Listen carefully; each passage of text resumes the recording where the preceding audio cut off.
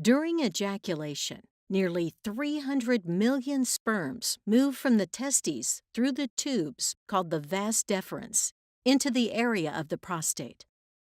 At this point, the prostate contracts, closing off the opening between the bladder and the urethra, releasing fluid into the urethra and pushing semen on through.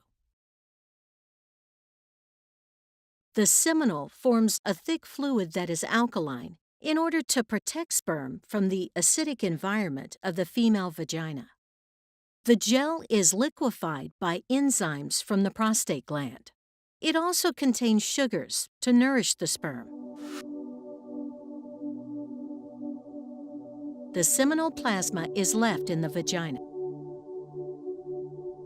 Sperm use their tails to swim through the layers of cervical mucus that guard the entrance to the uterus.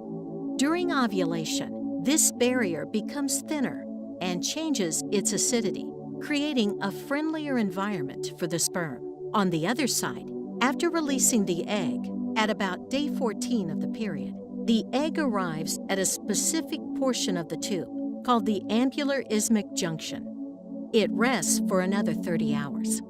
Fertilization occurs in this portion of the tube. Once the sperm has entered the uterus, contractions propel the sperm upward into the fallopian tubes. To meet the waiting egg, sperm must travel from the vagina to the fallopian tubes, a tough journey that few sperm survive. This process may be nature's way of allowing only the healthiest sperm to fertilize the egg to provide the best chances of having a healthy baby. The first sperm enter the tubes a few minutes after ejaculation. However, the first sperm are not likely to fertilize the egg. Motile sperm can survive in the female reproductive tract for up to 5 days. The magic happens in the fallopian tubes. The fallopian tube pushes the egg towards the uterus. Cilia push the sperm towards the egg. Also, the surrounding cells of the egg produce a chemical that attracts sperm.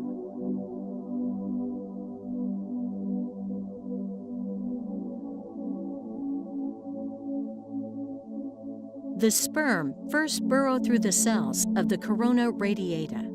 Then, upon contact with the zona pellucida, the sperm bind to the receptors in the zona pellucida. Then, the enzyme-filled cap of the sperm, called the acrosome, releases its stored digestive enzymes. Finally, the sperm must fuse with the egg plasma membrane. This event causes the egg membrane to change and prevent other sperm from attaching to it. Now attached, the sperm's nucleus, where the chromosomes are stored, enters the egg cell, looking for the egg's nucleus. Egg combines genetic material with the sperm to create a full set of chromosomal DNA with 23 pairs of chromosomes that contain a unique copy of half the genes of the parent source. This is the blueprint for a whole new, unique person that instantly determines gender, hair color, eye color, and many other characteristics. The combined sperm and egg is called a zygote. It is the earliest developmental stage. It divides rapidly in the days following fertilization. The zygote then travels down the fallopian tube to the uterus.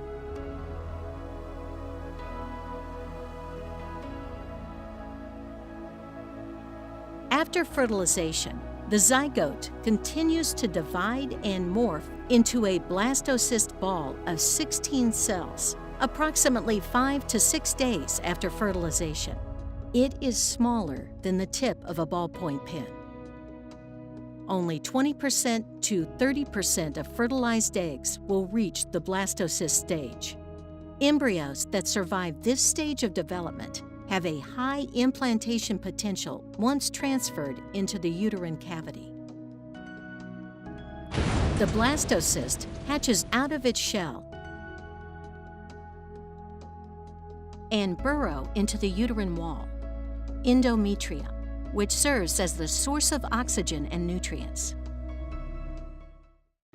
About 4 weeks from the beginning of the last period, near the next period, the blastocyst has begun to produce the pregnancy hormone to tell your ovaries to stop releasing eggs. From then on, the menstrual cycle pauses. The blastocyst is called an embryo now. Home pregnancy test might be able to get a positive result.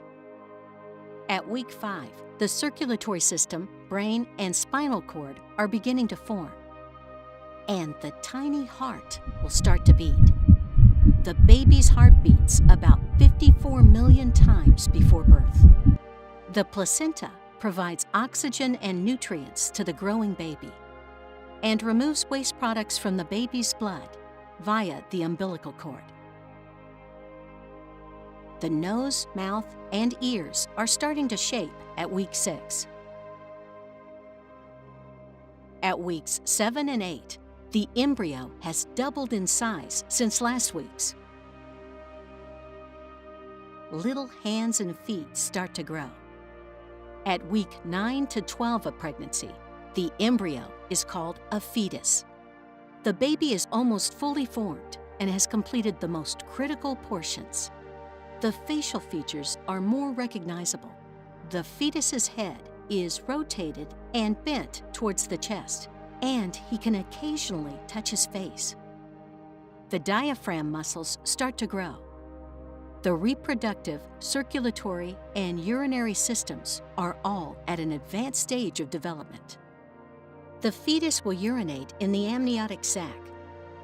It is a sign of the proper functioning of the fetus's body. If the baby is a girl, her ovaries contain millions of eggs. If the fetus is a boy, his testicles will already start producing testosterone, male sex hormone, which is necessary for the development of his reproductive system. She or he is about 5 centimeters in size and 14 grams in weight.